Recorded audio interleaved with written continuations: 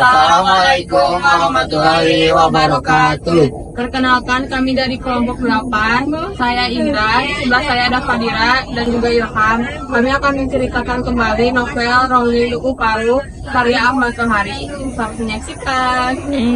Jadi, Ronggeng Dukuh Paruk menceritakan dua tokoh utama, bernama Srintil dan Rasus.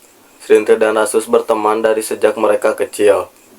Dukuh Paruk memiliki moral yang terbalik dengan kita. Mereka memiliki moral atau kehidupan sehari-hari yang berbeda dari masyarakat biasanya, seperti miskin, bodoh, penganut sumpah serapah, dan cabul. Namun moral itu yang membuat kebanggaan di Dukuh Paruk. Karena sudah lama tidak ada ronggeng di Dukuh Paruk, Srintil yang dari sejak kecil sudah menunjukkan bakat sebagai ronggeng, seperti kerasukan roh indang ronggeng yang sebelumnya. Untuk menjadi ronggeng, Srintil harus melalui dua tahapan, yaitu yang pertama upacara pemandian turun-temurun, dan yang kedua harus menyerahkan keperawanannya kepada laki-laki yang mampu membayar paling mahal. Sebelumnya Rasus tidak rela Srintil menjadi ronggeng baru karena Rasus memiliki rasa khusus kepada Srintil. Srintil ini dikabarkan sebagai ronggeng sempurna yang sudah lama ditunggu. Karena cinta terhadap Rasus, akhirnya Srintil yang harusnya melelang keperawanannya justru memberikan cuma-cuma kepada Rasus. Karena Rasus merasa kecewa, Srintil harus menjadi ronggeng. Akhirnya Rasus pergi meninggalkan Dukuh Paruk dan menjadi seorang tentara. Tentang kemungus ini hari, setelah menjadi ronggeng terkenal, Srintil semakin terjebak dalam kehidupan dunia hiburan yang glamor, tetapi penuh kesepian dan kehampaan.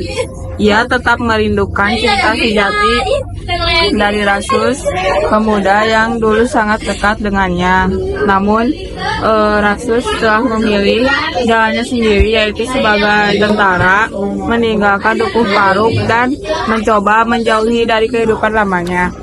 Lalu sementara itu, situasi politik Indonesia yang semakin memanas, Partai Komunis Indonesia atau PKI mulai merasuk ke desa-desa, termasuk Dukuh Paruk. Srintil yang hanya ingin hidup sebagai ronggeng terseret dalam pusaran politik tanpa sepenuhnya memahami konsekuensinya. Ia dimanfaatkan oleh kelompok tertentu sebagai alat propaganda karena keterangannya dianggap dengan menarik dukungan masyarakat desa. Rasus yang bertugas di militer melihat perubahan di Dukuh Paruk dengan perasaan khawatir.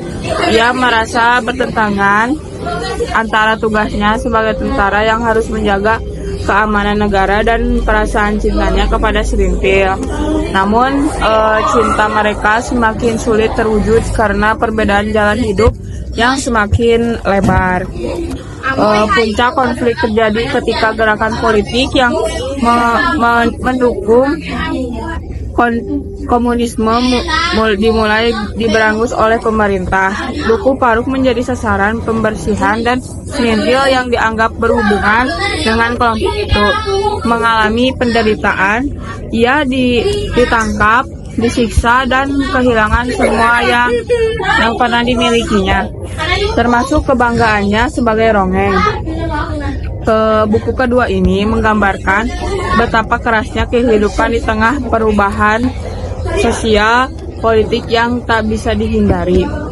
Srintil akhirnya menyadari bahwa dunia ronggeng yang selama ini dianggap sebagai jalan kebebasannya justru menjebaknya dalam nasib yang tragis.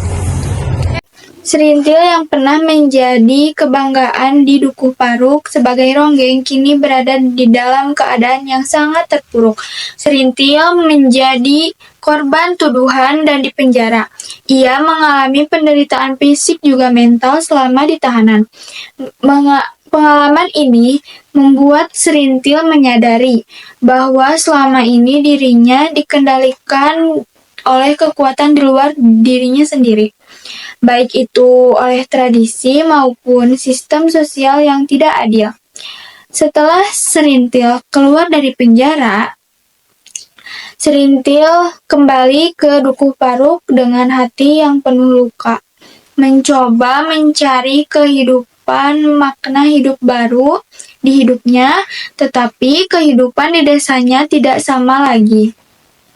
Kemudian, hubungan Serintil dan juga Rasus yang menyimpan rasanya untuk Serintil, namun Serintil juga sudah menyadari jarak antara dirinya dengan Rasus terlalu jauh untuk dijalani. Hubungan mereka berdua antara Rasus dan Serintil menggambarkan pertemuan dua dunia yang tidak pernah bisa bersatu. Pada akhirnya, Serintil pun memutuskan untuk meninggalkan Dukuh Paruk. Kepergiannya menjadi simbol kebebasan yang selama ini ia cari. Meninggalkan tradisi, luka masa lalu, dan juga keterbatasan di desanya. Ya, terima kasih sudah menonton. Wassalamualaikum warahmatullahi wabarakatuh.